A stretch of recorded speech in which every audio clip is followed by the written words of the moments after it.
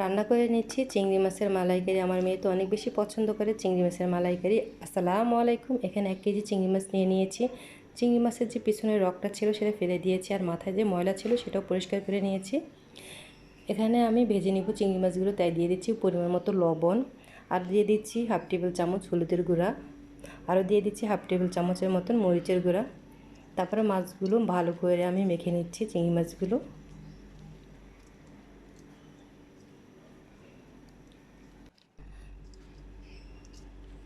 মাছগুলো কিন্তু ভাজার জন্য রেডি হয়ে গিয়েছে। চুলাতে একটি প্যান বসিয়ে দিয়েছি, তার মধ্যে দিয়ে দিচ্ছি 1 কাপ তেল। তেলটা যেহেতু গরম হয়ে গিয়েছে, দিয়ে দিচ্ছি চিংড়ি মাছগুলো ভাজার জন্য। চুলার আঁচটা মিডিয়াম করে তারপরে চিংড়ি মাছগুলো ভেজে নিচ্ছি আমি। আর চিংড়ি মাছগুলো 1 থেকে 2 মিনিটের মতন ভেজে নিব।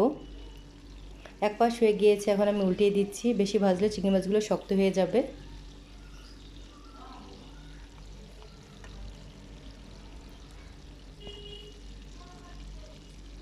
চিংড়ি মাছগুলো যেহেতু ভাজা হয়ে গিয়েছে, একটি প্লেটে তুলে নিচ্ছি। আর আমার মেয়ে তো অনেক বেশি পছন্দ করে চিংড়ি মাছের মালাইকারিটা, তাই তৈরি করে নিচ্ছি আমি চিংড়ি মাছের মালাইকারি। বাকি যে চিংড়ি মাছগুলো ছিল ওগুলো আমি ভেজে নিচ্ছি আর কি। ভাজা হয়ে গিয়েছে, ওই তেলের মধ্যে দিয়ে দিচ্ছি 2টো তেজপাতা, 2টো দারচিনি, 3টি এলাচ, আর দিয়ে দিচ্ছি 2 কাপের মতন পেঁয়াজ কুচি।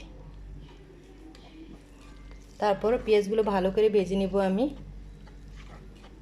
চুলার আঁচটা মিডিয়াম করে।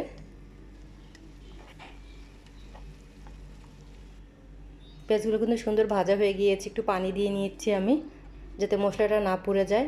দিয়ে দিচ্ছি 1 টেবিল চামচের মতন মরিচের গুঁড়া, আর দিয়ে দিচ্ছি হাফ টেবিল চামচের মতন হলুদের গুঁড়া দিয়ে দিচ্ছি, আর 1 টেবিল চামচের মতো দিয়ে দিচ্ছি আদা আর রসুন পেস্ট একসাথে। এখানে আমি 1 টেবিল চামচ করে 1 কাপের মতন পেঁয়াজ পেস্ট দিয়ে নিচ্ছি আর কি, তাহলে অনেক বেশি ঘন হবে, খেতে ভালো লাগবে।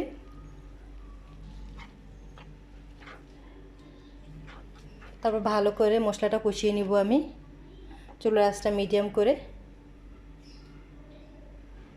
আর দিয়ে দিচ্ছি লবণটা আমি দিতে ভুলে গিয়েছি, তাই দিয়ে নিচ্ছি এখন আমি। রান্না করে নিচ্ছি আমি চিংড়ি মাছের মালাইকারি। আর এখানে যেহেতু পেঁয়াজ বাটাটা আমি একটু বেশি পরিমাণ ব্যবহার করেছি, তাই ভালো করে মশলাটা কষিয়ে নিচ্ছি আমি। আর দিয়ে দিচ্ছি 1.5 টেবিল চামচের মতন কাজু বাদাম বাটা।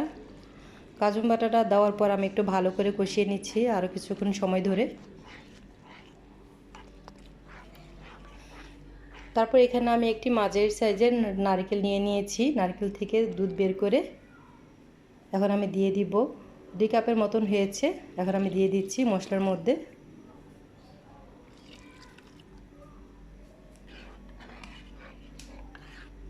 ভালো করে আমি একটু নেড়ে নিচ্ছি এখন। ঢাকনা দিয়ে ঢেকে দিব চুলার আঁচটা বাড়িয়ে। বলক আসা পর্যন্ত আমি অপেক্ষা করে নিচ্ছি আর কি। বলক এসে গিয়েছে, এখন আমি দিয়ে দিচ্ছি চিংড়ি মাছগুলো। ভালো করে নেড়ে নেব আমি। তারপর দিয়ে দিচ্ছি 5-6টি মতো কাঁচামরিচ, আর দিয়ে দিচ্ছি ভাজা জিরার গুঁড়া হাফ টেবিল চামচের মতন। তারপর একটু আলতো হাতে একটু নেড়ে নিচ্ছি। ঝোলটা কিন্তু অনেকটাই ঘন হয়ে এসেছে। আমি আবার ঢাকনা দিয়ে ঢেকে দিব চুলার আঁচটা মিডিয়াম করে। যেহেতু বলক এসে গিয়েছে, এখন আমি দিয়ে দিচ্ছি 2 টেবিল চামচের মতো ঘি। সুন্দর একটি ঘ্রাণ আসবে, অবশ্যই খেতে ভালো লাগবে আশা করছি। আমার মেয়ের তো অনেক বেশি পছন্দ করে চিংড়ি মাছের মালাইকারিটা, তাই রান্না করে নিলাম। যেহেতু ঘিটা দিয়েছি, আমি 1 থেকে 2 মিনিটের মতো ঢাকনাতে ঢেকে দিব। তারপর চুলাটা অফ করে দিচ্ছি। হয়ে গিয়েছে, চুলাটা অফ করে